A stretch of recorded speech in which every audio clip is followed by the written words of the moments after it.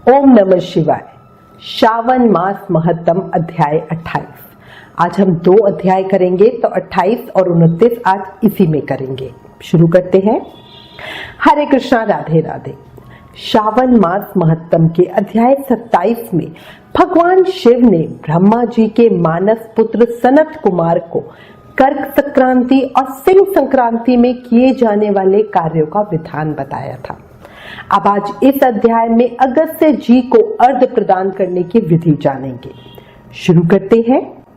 भगवान सदाशिव ने कहा, हे पुत्र, अब मैं तुम्हें अगस्त्य अर्घ विधि पूर्वक कहता हूं। यह समस्त मनोकांक्षाओं को पूर्ण करने वाला है। अगस्त्य के उदय से पूर्व समय का निर्धारण कर ले।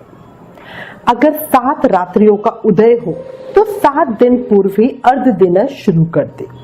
उसकी विधि निम्न प्रकार से है। प्रातः ही तिल स्नान के बाद सफेद कपड़े और माला पहन ले।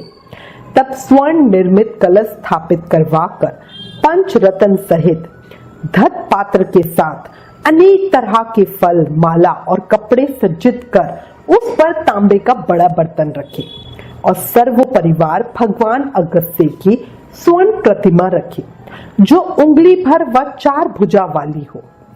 वह प्रतिमा मोटी, लंबे हाथों वाली, जटावान, कमंडलधारी और शोभनीय शांत हो। वह शिष्यों सहित लोपा मुद्रा वाली और दर्प अक्षरधारी भी होनी चाहिए। तब आवाहन के बाद 16 उपचारों द्वारा पूजा करें। नैवेद्य समर्पण विस्तार द्वारा करना चाहिए। श्रद्धा भाव से अर्घ और बलि प्रदान करें। सोना, चांदी, तांबा अथवा वेणु में नारंगी, खजूर, कुष्मांडा, कारवली, अनार तथा अन्य फल लगाकर उसे 7 प्रकार के धान, 7 अंकुर, 5 पल्लव, 5 कपड़े रखकर सर झुकाकर अगस्त्य मुनि का ध्यान करें। श्रद्धा भाव से अर्घ प्रदान करें और बोले, हे मित्रावरुण, हे मेघतोय विशाहाय, हे रत्नाकर, हे देव ऋषि, हे लंकावासी, आपके प्रकट होने से ही समस्त पापों का क्षय हो जाता है। आपको पुनः नमस्कार है। जिन्होंने प्रथम जल जंतु समुद्र का पान किया, ऐसे महामुनि को प्रणाम है।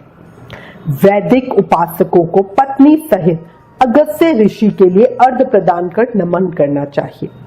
शूद्रों को पौराणिक मंत्र से प्रणाम करना चाहिए। हे महाभागिन, हे वरानने, हे लोकमुद्रे, हे महर्षि पत्नी, आप भी मेरा अर्घ ग्रहण करें।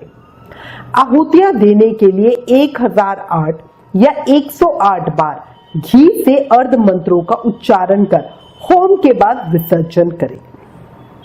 हे महर्षि अगस्त्य, मैंने आपका नियम और विधि अनुसार अनुष्ठान किया है। आप यहाँ आकर समस्त कार्य सिद्धियां करके ही जाएं। आप पूजनीय हैं, आप महान हैं। इस तरह प्रतिमा का विसर्जन करें अथवा ब्राह्मण को दान कर दें।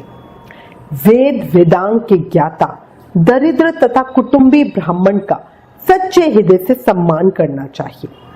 ऐसी भावना करें कि भगवान अगस्त्य इस दान को ग्रहण करेंगे। अतः अगस्त्य को प्रणाम है। मंत्र द्वारा ब्राह्मण को दान करें। द्विज लोगों को वैदिक और शूद्रों को पौराणिक मंत्रों का उच्चारण करना चाहिए। दान में स्वर्ण गाय सींगों वाली, दुधारू वस्त्रायुक्त चांदी के खुरों वाली, पीठ तांबे वाली, सफेद रंग की होनी चाहिए तथा धोने के लिए कांसे का बर्तन दान में दे। शिव बोले, हे सनत कुमार, अगस्त्य नक्षत्र से पहले 7वें रोज ही दक्षिणा के साथ साथ धेनु का दान करना चाहिए। इस तरह से निष्काम भाव 7 रात्रियों तक लगातार अर्घ दान देने से जन्म जन्मांतर के दुख और भय नष्ट हो जाते हैं। मनुष्य सकाम रूप हो चक्रवर्ती सम्राट का पद पाता है। ब्राह्मण को 4 वेद और 6 शास्त्रों का अनायास ही संपूर्ण ज्ञान हो जाता है। क्षत्रिय अनंत और विशाल भूमंडल का स्वामी हो जाता है। उसे अतुल पशुधन भी प्राप्त होता है। शूद्र धनी और आरोग्य को प्राप्त करता है। स्त्री को पुत्र प्राप्ति और समृद्ध ग्रह मिलता है। अतः हे वत्स, इस सत्कार्य से विधवा को अति पुण्य मिलता है। कुंवारी कन्या को सुंदर वर और समृद्ध गृह प्राप्त होता है। दुखी प्राणियों को सुख मिलता है। जहां पर अगस्त्य अर्चना होता है उस देश में अच्छी वर्षा होती है। वहां टिड्डी दल समाप्त हो जाते हैं और देशवासी निरोगी हो जाते हैं। निष्काम भाव से जीवन धारण करने वाले भी युक्ति पथ के सहभागी बन जाते हैं तथा अगस्त्य अर्थ का नियम पूर्वक पाठ करने वाले या उसके श्रोता भी पापों से मुक्ति पा इस लोक में नाना प्रकार के सुख भोगों को पाकर मरणोपरांत विष्णु धाम को जाते हैं। इस प्रकार शिवस्कंद पुराण के अंतर्गत ईश्वर सनत कुमार संवाद में श्रावण मास महत्तम में अगस्त्य अर्ध विधि नामक 28वां अध्याय समाप्त। इस अध्याय के सुनने मात्र से सर्व सुखों के साथ मोक्ष की प्राप्ति होती है।